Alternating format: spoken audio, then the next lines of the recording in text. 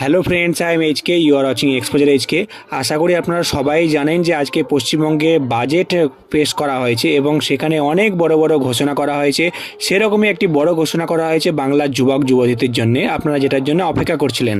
বাংলার যুবক যুবতীরা এবার কিন্তু বেকার ভাতা পেয়ে যাবেন মাসে 2,000 টাকা এবং মাসে 3,000 টাকা করে। তবে হ্যাঁ, এই প্রকল্পের আওতায় অনেক যুবক যুবতীরাই কিন্তু টাকা পাবেন না, তার কারণ অনেক শর্ত রয়েছে। তো কী কী শর্ত রয়েছে, কারা টাকা পাবেন কারা পাবেন না, কবে থেকে টাকা পাবেন, কীভাবে আপনারা আবেদন করবেন, এই নিয়ে ঠিক কি কি আপডেট উঠে আসছে আমরা বিস্তারিত দেখে নেব আজকের এই ভিডিওতে। তো দেখুন, বলা হচ্ছে বেকারদের জন্য এবার ভরসা যোজনা, প্রতি মাসে অ্যাকাউন্টে ঢুকবে 3,000 টাকা। তো আমরা বিস্তারিত জানবো। দেখুন, বলা হচ্ছে রাজ্য সরকারি কর্মচারীদের ডিএ বৃদ্ধি এবং নারীদের জন্য অন্নপূর্ণা যোজনার পর এবার রাজ্যের বেকার যুবক যুবতী এবং ছাত্রছাত্রীদের জন্য কল্পতরু হলো নতুন বিজেপি সরকার।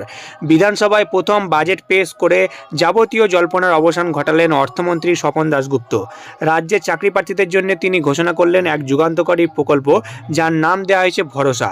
তো কি এই ভরসা যোজনা, আমরা বিস্তারিত জানবো। দেখুন, বলা হচ্ছে যে এই মেগা প্রকল্পের অধীনে রাজ্যের স্নাতক অর্থাৎ যারা গ্র্যাজুয়েশন কমপ্লিট করেছে, তো সেই সমস্ত বেকারদের ব্যাংক অ্যাকাউন্টে প্রতি মাসে সরাসরি 3,000 টাকা করে আর্থিক সহায়তা দেওয়া হবে।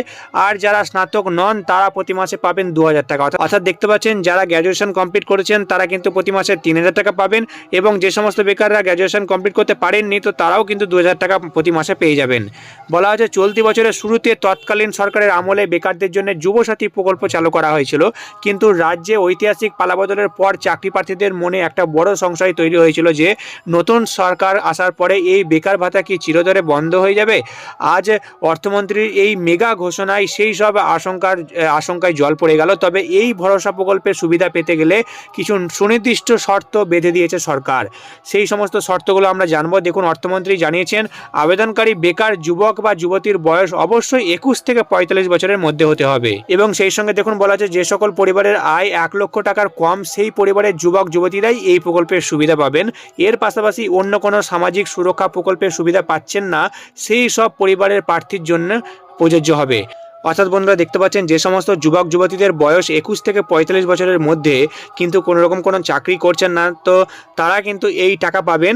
বলা হচ্ছে যারা স্নাতক কমপ্লিট করেছেন তারা 3,000 টাকা, এবং যারা স্নাতক কমপ্লিট করতে পারেননি তারা 2,000 টাকা। তবে হ্যাঁ, অনেক শর্ত কিন্তু বলে দেওয়া হয়েছে। যে সমস্ত পরিবারের বার্ষিক আয় 1 লক্ষ টাকার বেশি তারা কিন্তু এই টাকা পাবে না, সেই সমস্ত যুবক যুবতীরা এই টাকা পাবেন না। এবং তার সঙ্গে এটাও বলা হচ্ছে যে সমস্ত পরিবারের অন্যান্য যে মেম্বাররা রয়েছেন তারা যদি অন্যান্য কোনো সামাজিক সুরক্ষা প্রকল্পের সুবিধা পান, টাকা পান, তাহলে সেক্ষেত্রেও কিন্তু সেই সমস্ত যুবক যুবতীরা পাবেন না। অর্থাৎ এখানে কিন্তু এটাই বোঝানো হচ্ছে যে কোনো যুবক যুবতীর ফ্যামিলিতে হয়তো কেউ অন্নপূর্ণা যোজনার জন্য টাকা পাচ্ছেন, কিংবা হয়তো কেউ কৃষক বন্ধুর টাকা পাচ্ছেন, বা অন্য কোনো সামাজিক সুরক্ষা প্রকল্পের টাকা পাচ্ছেন, তাহলে সেক্ষেত্রেও কিন্তু সেই যুবক যুবতী টাকা পাবেন না এই ভরসা যোজনায়, এমনটাই কিন্তু এখানে বলা হচ্ছে আপাতত হবে। তবে এই নিয়ে কিন্তু আবারও বিস্তারিত নোটিফিকেশন দেওয়া হবে। যেটুকু খবর পাওয়া যাচ্ছে যে অক্টোবর থেকে এই প্রকল্পে আবেদন চলবে। তো যখনই অফিসিয়াল নোটিফিকেশন দিয়ে দেওয়া হবে এবং আরও বিস্তারিত জানানো হবে, আমি কিন্তু সবার আগে আপনাদের ভিডিও দিয়ে জানিয়ে দেবো। তাই চ্যানেলটাকে এখনও সাবস্ক্রাইব করে না থাকলে চ্যানেলটাকে সাবস্ক্রাইব করতে ভুলবেন না। আর এই ভিডিওটি ভালো লাগলে অবশ্যই একটা লাইক করবেন। তো আবার আসছে আরও একটা নতুন বড় আপডেট নিয়ে।